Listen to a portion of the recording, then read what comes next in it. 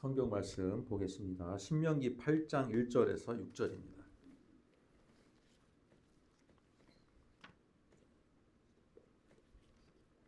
신명기 8장 1절에서 6절 말씀.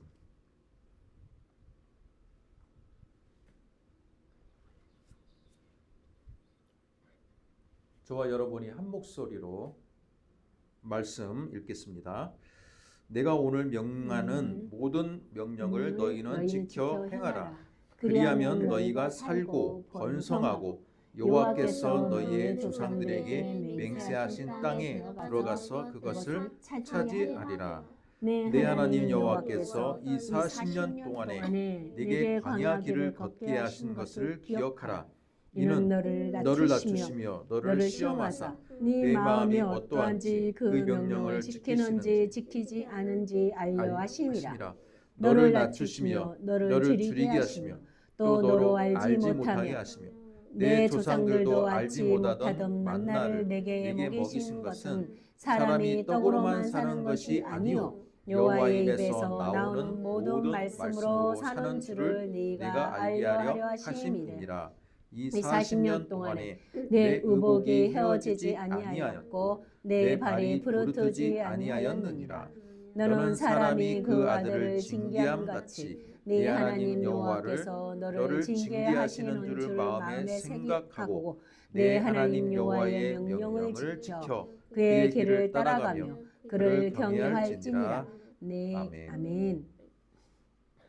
신명기 8장 1절에서 6절을 우리 같이 한번 읽었습니다. 이 말씀 가지고 믿음의 눈으로 해석하라 라는 제목으로 우리 말씀을 듣도록 하겠습니다.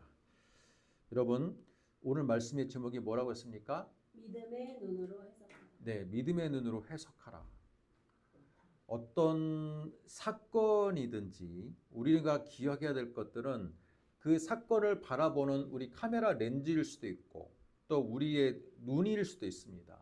그런데 그 사건을 우리의 눈과 카메라로 그것들이 영상적인 기록이 되었을지라도 우리는 아무런 느낌이 없는 존재가 아니잖아요. 눈으로 바라보고 어떤 것을 목격했던 그 순간에 뭐가 개입합니까? 뇌에 있는 우리가 뇌에 저장되어 있는 감정, 그동안의 지식, 그동안의 도덕적인 기준을 가지고 우리 시야에 들어오는 모든 사건들을 해석하는 겁니다. 그렇기 때문에 여러분, 우리가 살고 있는 모든 이 사건들을 우리는 인생을 살아가면서 나는 사실로만 접하고 있다라고 생각해서는 됩니까? 안 됩니까? 안 돼요.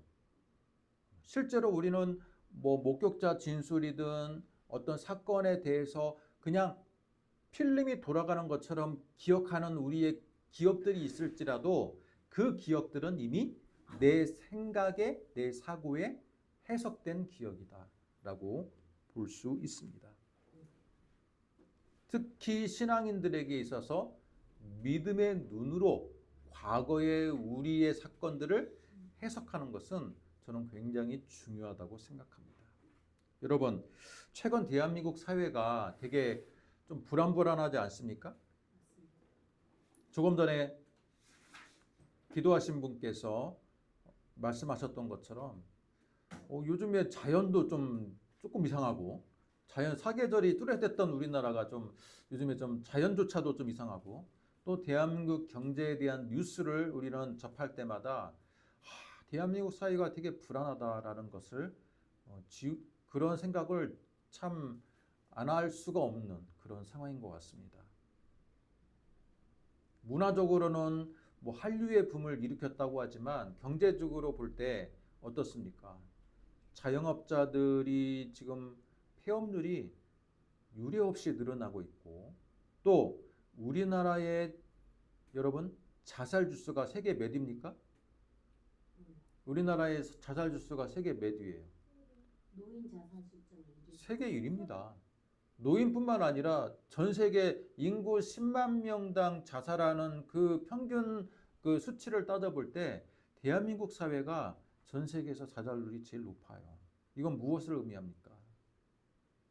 그만큼 많은 사람들이 삶에서 행복을 찾기가 힘들다라는 겁니다.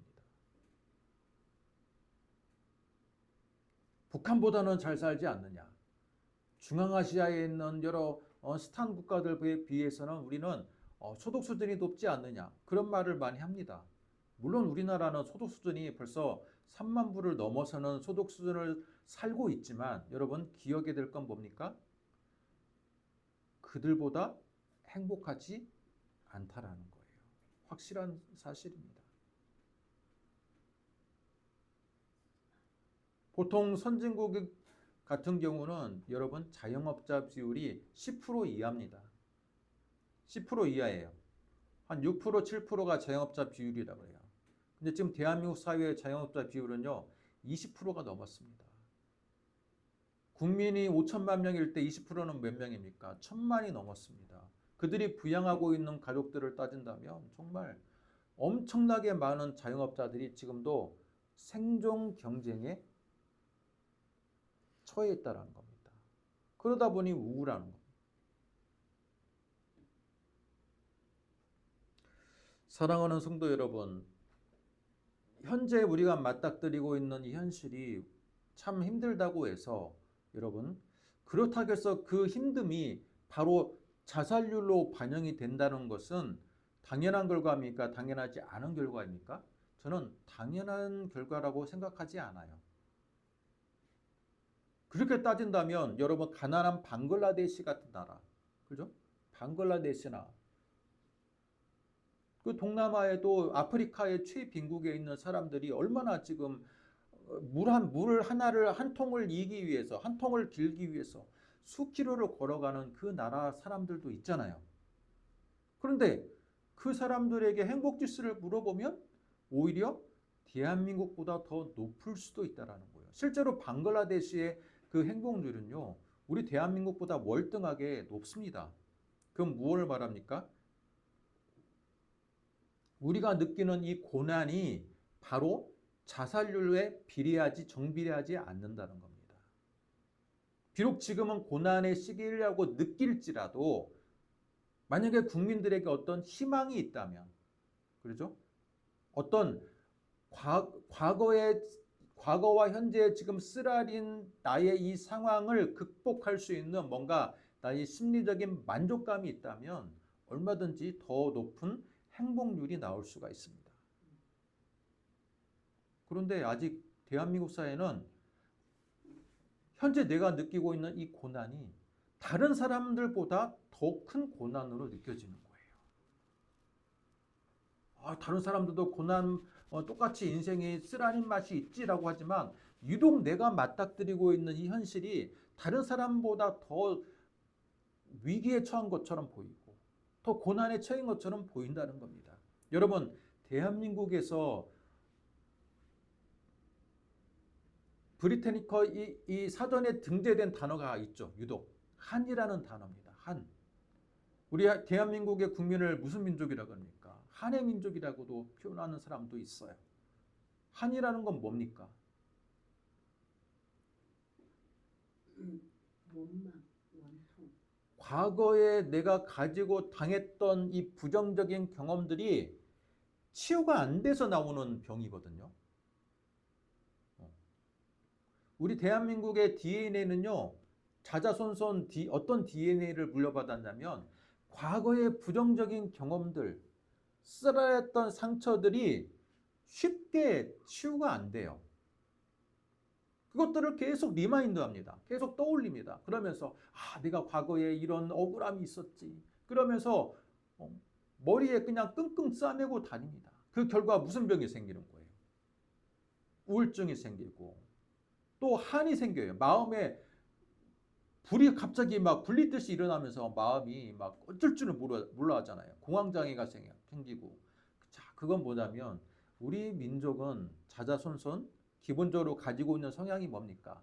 감정 표현에 되게 자유로워요. 뭐 좋을 때는 춤도 추고 슬플 때는 막 통곡하기도 하고 그래요. 그러나 또 한 가지 특징 중 하나가 뭐냐면 과거의 부정적이었던 내 경험들을 쉽게 잊지 못한다는 거예요. 트라우마로 갖고 있다는 거예요. 그래서 즐거울 때는 계속 즐겁다가 갑자기 우울해지면 과거의 부정적인 경험들을 다시 떠올립니다. 아, 내가 그때 왜 그랬지? 내가 왜 그랬을까? 그러면서 다시 더 우울해지는 거예요. 지금도 우울한데 과거에 내가 경험했던 이 부정적인 경험들을 떠올려서 더 우울하게 만들어요. 과거를 쉽게 잊지 못해요. 그래서 한이라는 단어가 생겼고 그 단어로 인해서 우리는 더 트라우마가 생기고 과거의 부정적인 경험들이 확대 재생산되면서 자살률이 높지 않나? 저는 그런 생각을 합니다.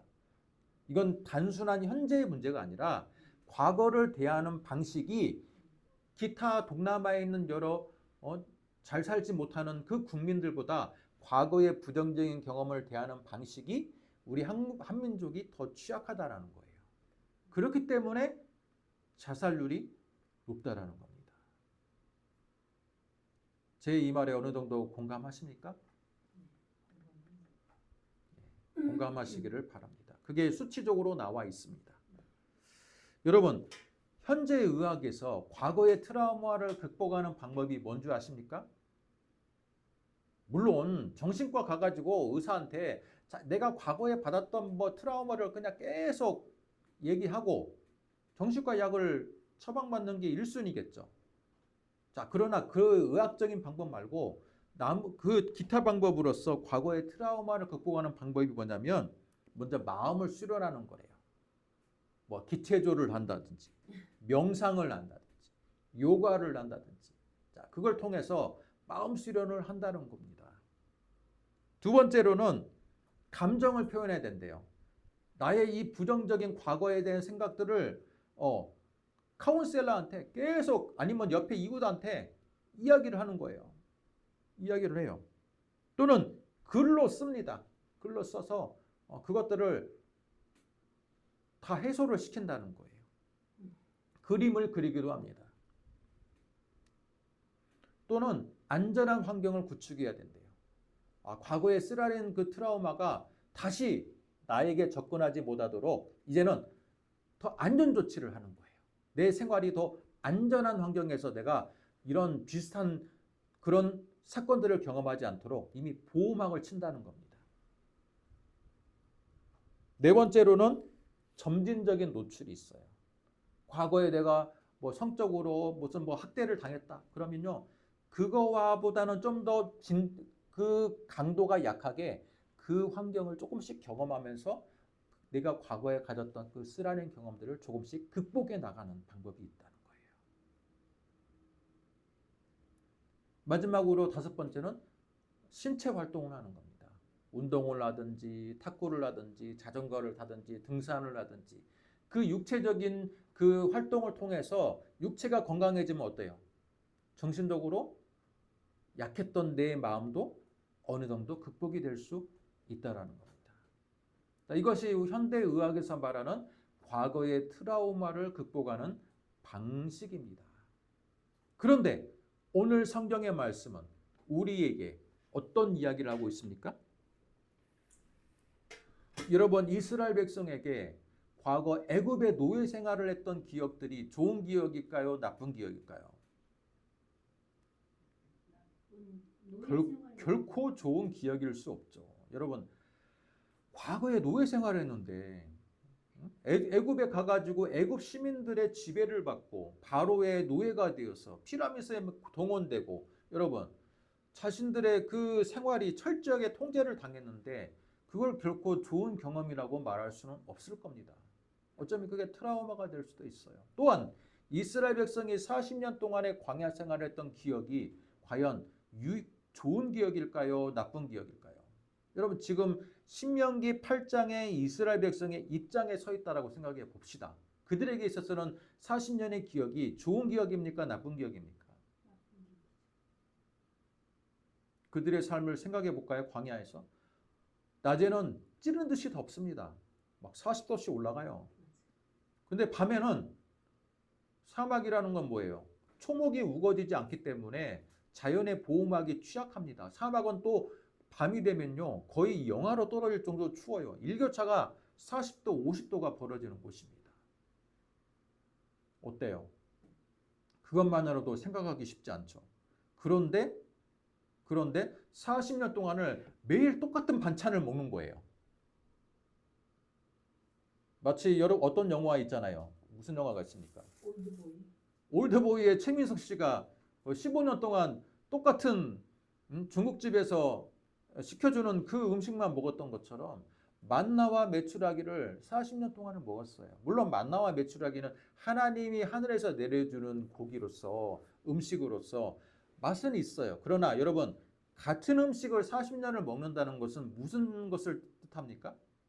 아무리 맛있는 음식도 여러분 일주일 내내 먹으면 어때요? 질리죠. 근데 40년을 먹었어요. 그럼 어떻습니까? 행복합니까? 우리 인간이 느낀 행복 중에 가장 첫 번째 행복이 식욕이라 그래요. 식욕적인 만족감을 느끼면 그 삶의 질이 올라간다는 거예요. 근데 40년 동안 똑같은 음식을 먹었어요. 식사 시간이 기대가 됩니까? 안 됩니까? 안 되는 거예요. 근데 다른 맛은 모르고 그것만 그 맛밖에 모르면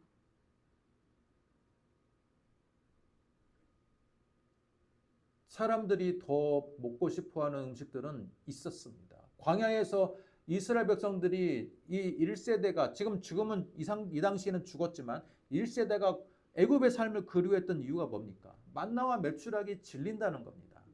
아, 애굽에서 먹었던 참외와 수박이 그립다. 애굽에서 먹었던 어떠어떠한 음식이 그립구나라고 하면서 엄청나게 불만불평했던 이유 중에 하나가 바로 만나와 메추라기만 먹는다는 겁니다. 뿐만 아니라 그들의 삶이 어때요? 광야라는 곳이 볼 게 있습니까? 여러분 시각적인 즐거움이 있습니까? 시각적인 즐거움이 없어요.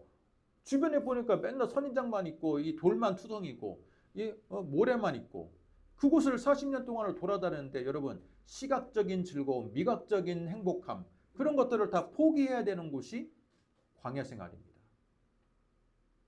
그들에게 있어서는요.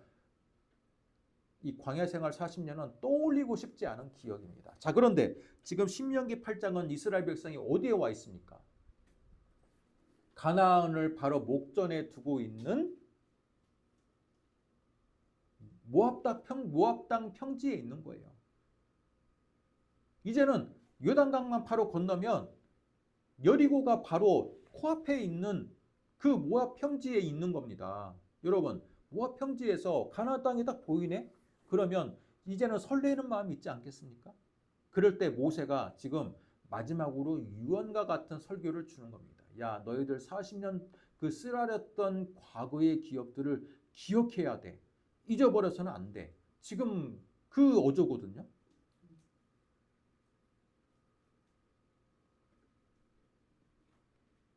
우리나라가 과거의 한이라는 것처럼 과거의 트라우마를 잘 기억하고 그걸 다시 꺼내는 데 익숙한 민족이었지만 이스라엘 백성이라고 안 그랬겠습니까? 그죠? 우리 아버지가 광야에서 죽었는데 여호수아와 갈렙 외에는 다 광야에서 죽었잖아요. 신앙의 1세대는. 그죠?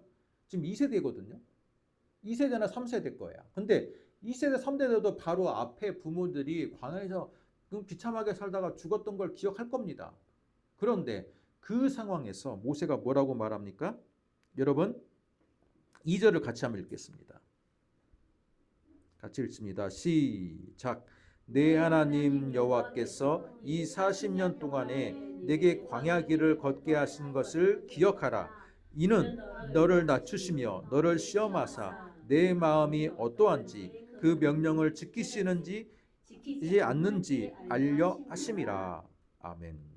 여러분 2절의 초반부에 모세는 분명하게 뭐라고 말합니까? 이 40년 여호와께서 이 40년 동안에 내게 광야 길을 걷게 하신 것을 기억하라, 기억하지 말라.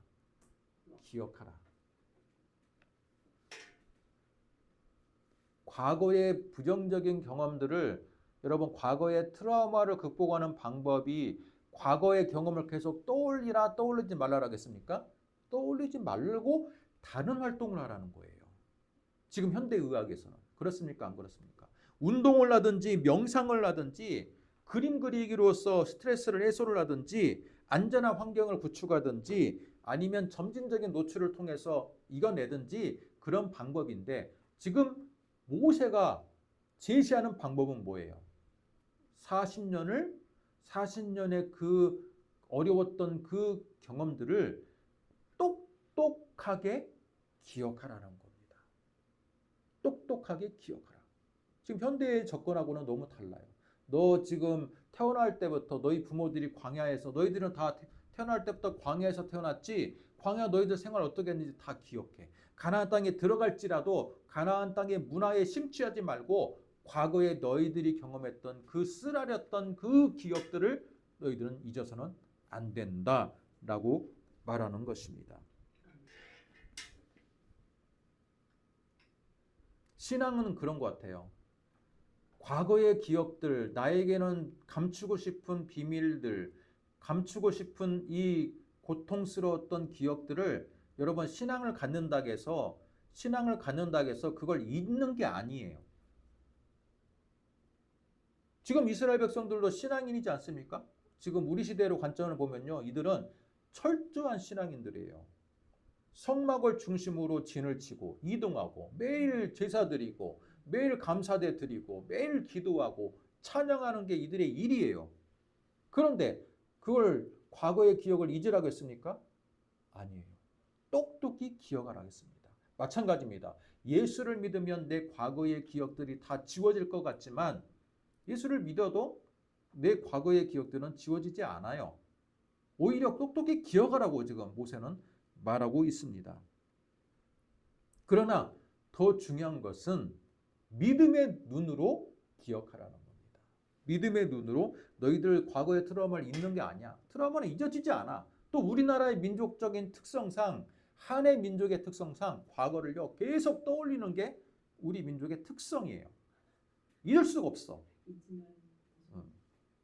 그런데 하나님은 그걸 아시고 잊지 마. 어차피 안 잊을 거니까 잊지를 마. 오히려 똑똑히 기억을 해. 그렇게 말씀을 하시는 겁니다. 그러면서 뭐라고 말씀하십니까? 여러분 유명한 3절 구절이 있어요. 3절의 하반절을 여러분 자세히 보면 어디서 낯익은 구절 같지 않습니까? 3절의 하반절. 사람이 떡으로만 사는 것이 아니요 여호와의 입에서 나오는 모든 말씀으로 사는 줄을 내가 알게 하려 하심이니라. 이거 어디서 많이 들은 말씀 같지 않아요? 예수님께서 그 사탄의 시험을 받으실 때 맞습니다. 예수님이 세 가지 시험을 광야에 40년 동안 금식하시면서 받았는데 마귀가 유혹할 때마다 예수님이 물리치는 그 멘트가 있어요. 그 멘트의 가장 핵심이 바로 이겁니다. 뭡니까? 사람이 떡으로만 사는 게 아니야. 돌을 떡으로 만들려고 할 때 예수님이 이 말씀을 주시는 거예요. 야, 돌을 떡으로 만든다 한들, 떡을 내가 지금 먹는다 한들, 잠시나마 배고픔은 잊혀지겠지만 그걸로 인해서 유익함이 뭐냐? 사람은 떡으로 사는 게 아니야. 사람은 하나님의 말씀으로 사는 거야. 이렇게 지금 신명기 8장 3절의 말씀을 인용하고 있다라는 거예요. 근데 이게 무슨 말이냐면 여러분 이 말을 우리가 지금 우리의 식대로 해석한다면 뭡니까? 과거의 아픈 기억들을 잊는 게 아니라 그걸 다시 떠올리되 어떻게 떠올리라? 사람이 말씀으로 떠올려서 말씀으로 과거의 아픈 기억들을 해석하라는 겁니다. 아, 과거에 내 그 불행했던 경험들은 내 인생이 꼬이게 되는 계기였지만 지금 내가 신앙생활을 해보니까 과거의 그 기억 때문에 내가 신앙을 갖고 하나님께서 그 기억을 주신 것은 나에게 그 아픈 기억에 대한 갖고 있는 사람들에 대해서 더 책임감을 가지고 그들에게 공감하고 그들을 섬기라라는 의미였구나라고 내가 그렇게 깨달은 사람이 있다라고 생각해 봅시다. 그러면 그 사람에게서 과거 아픈 기억은 뭐예요? 사명인 거예요. 사명. 여러분 그게 사명인 거예요. 그래서 저는 제 은사였던 선병문 목사님의 말씀 중에 딱 한 가지 말씀 기억나는 게 아픔은 사명이다. 여러분 다 따라해 보겠습니다. 아픔은 사명이다. 아픔은 사명이다. 이건 뭐예요? 내가 가졌던 나에게 아픔을 줬던 과거의 그 경험이 예수를 믿고 나니까 그게 그냥 아픔으로만 기억되는 게 아니라 그 아픔으로 인해서 나에게 그 신앙인으로서 또 다른 사명으로 주어진다는 거예요. 사명으로 이어진다는 거예요. 내 인생의 방향이.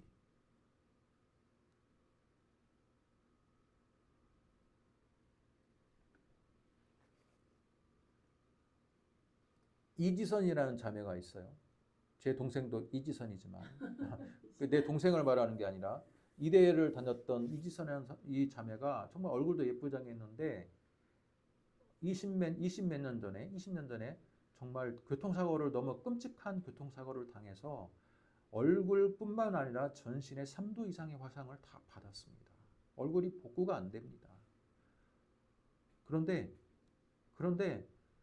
그 자매가 얼마나 신앙이 좋았는지 과거에 이 화상으로 인한 수십 번의 수술을 받고 지금도 얼굴이 회복이 안 돼요. 그렇지만 많은 회복 수술을 통해 가지고 어느 정도 이제 했는데 결국 그 자매가 나중에 기독교 방송에서 고백하기를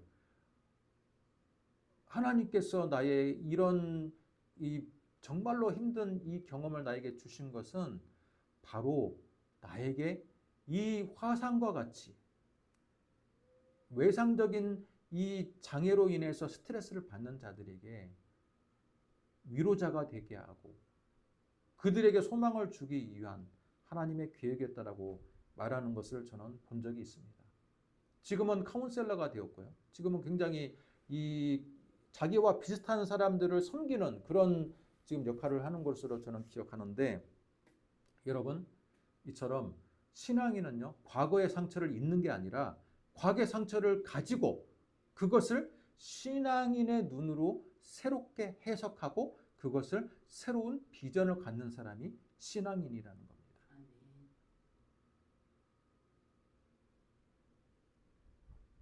그러면서 과거의 그 사건을 신앙으로 해석하다 보니까 어떤 해석이 나옵니까? 2절 하반부를 보세요.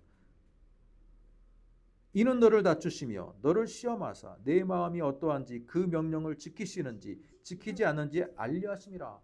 그러면 우리 조상들에게 왜 40년 동안 광야에 이 쓰라린 경험을 줬지? 처음에는 몰랐어요. 그냥 트라우마만 남았습니다. 근데 신앙인의 눈으로 보니까 그게 하나님의 시험이었던 거예요. 하나님의 연단이었던 거예요. 하나님께서 나를 더 정금과 같이 사용하기 위한 하나님의 놀라운 계획이었다라는 겁니다. 그걸 신앙을 갖다 보니까 그게 발견이 되는 겁니다. 신앙을 갖지 않으면 그게 발견이 됩니까? 안 됩니까? 안 돼요. 안 되기 때문에 그걸 극복하기 위해서 여러 가지 현대에서 제시하는 방법을 사용합니다. 명상을 합니다. 요가를 합니다. 등산을 갑니다. 낚시를 합니다. 그러면서 잊으려고 노력하는 거예요. 그러나 신앙인은 그런 방법으로 위로나 치유받는 게 아니라 하나님의 말씀 안에서 신명기 8장 3절의 말씀처럼 사람이 떡으로만 사는 게 아니라 하나님 말씀으로 산다는 말씀처럼 하나님의 말씀 안에서 나의 상처를 다시 한번 해석하고 그것을 새로운 길로서 전진해 나가는 것. 그게 바로 신앙인이 가져야 될 사명이라는 겁니다. 과거는 단순히 묻어두는 것이 아니라는 거예요. 그런데 많은 사람들은 회피하려고 그래. 과거의 아픈 기억들을 그냥 회피합니다. 회피하려고 그래. 잊어버리려고 그래요. 수면제를 먹고 잊고 싶기도 하고 그렇죠? 다른 즐거운 오락을 통해서 과거의 기억들을 잊어버리려고 합니다. 그러나 과거는 묻어둘 수가 있는 게 아니에요. 잠시 술을 먹을 때는 잊을 수 있지만 다시 온전한 정신으로 돌아오면 과거의 기억들은 다시 떠오르게 돼 있어요. 과거는 단순히 묻어두는 게 아니라 신앙의 눈으로 재해석을 해야 되고 그 안에서 하나님의 일하심과 또 재해석된 그 관점으로 나에게 앞으로 내가 어떤 방향으로 나아갈지를 제시하는 밑거름이 될 수 있다라는 겁니다. 그런 의미에서 저는 신앙인은 강하다라고 생각합니다. 많은 사람들은 과거에 묶여 있지만 신앙인들은 과거의 그 경험을 통해서 미래에 내가 나아갈 방향을 바라보는 사람들이에요. 그러면 신앙인들이 일반인들보다 여러분 예수를 믿지 않은 사람보다 더 강한 정신력을 갖는 거 아닙니까? 더 강한 믿음을 갖는 거 아닙니까? 아멘. 그런데 왜 예수 믿는 사람들이 더 세상 사람들보다 더 약합니까? 우리 주변에 보면 되게 약해가지고 신앙을 가졌는데도 과거의 경험에서 벗어나지 못해서 과거의 트라우마에서 벗어나지 못해서 계속해서 힘들어하는 사람들이 있잖아요. 여러분 지금은 많이 그 분위기가 없어졌지만 한 10년 전만 해도 기독교 방송에서 광고하는 게 뭐 심리 치유, 부정적인 감정의 치유, 뭐 치유센터에 우리한테 오세요라는 광고를 심심치 않게 봤을 겁니다. 여러분도 본 적 있습니까? 네. 상한 감정의 치유. 근데 여러분 저는 그 광고를 들을 때 약간 드는 생각이 여러분 예수를 믿어도 상한 감정이 치유가 안 됐다면 꼭 그 어떤 세미나에 가가지고 상한 감정을 또 치유를 받아야 한다면 과연 예수 안에서 왜 우리는 치유를 못 받는 것일까라는 생각이 들었어요. 그렇지 않습니까? 예수 안에서 우리가 자유를 누리고 과거의 부정적인 경험들을 잊는 것이 아니라 기억하고 재해석해서 다시 새 출발하면 되는데 왜 예수를 믿어도 우리는 상한 감정을 치유를 못 받는 것일까라는 생각도 들었습니다. 여러분 기억하시기 바랍니다. 복음은 능력이다. 복음은 어떤 능력입니까? 과거의 부정적인 트라우마까지도 재해석해서 새 출발하게 만드는 능력이라는 거예요. 그걸 기억하시고 여러분 삶에 더욱더 성숙한 그리스도인으로 나아갈 수 있는 믿음의 백성들 되시기를 주님의 이름으로 축복합니다. 기도하겠습니다. 사랑의 주님 은혜와 사랑을 감사합니다. 오늘 우리에게 주시는 이 귀한 말씀을 통해 하나님 과거가 잊혀지는 것이 아니라 과거는 똑똑하게 기억되어야 될 것이고 그것이 신앙의 관점으로 재해석되어서 또한 내가 앞으로 나아가야 될 새로운 방향성을 제시하는 새 출발의 길잡이가 될 수 있다는 것을 말씀을 통해 듣게 하시니 감사합니다. 이 말씀을 통해 언제나 하나님 우리가 미래지향적으로 하나님의 뜻대로 우리가 비전 안에서 살아갈 수 있는 귀한 믿음의 백성들 되게 하여 주옵소서. 예수님의 이름으로 기도드립니다.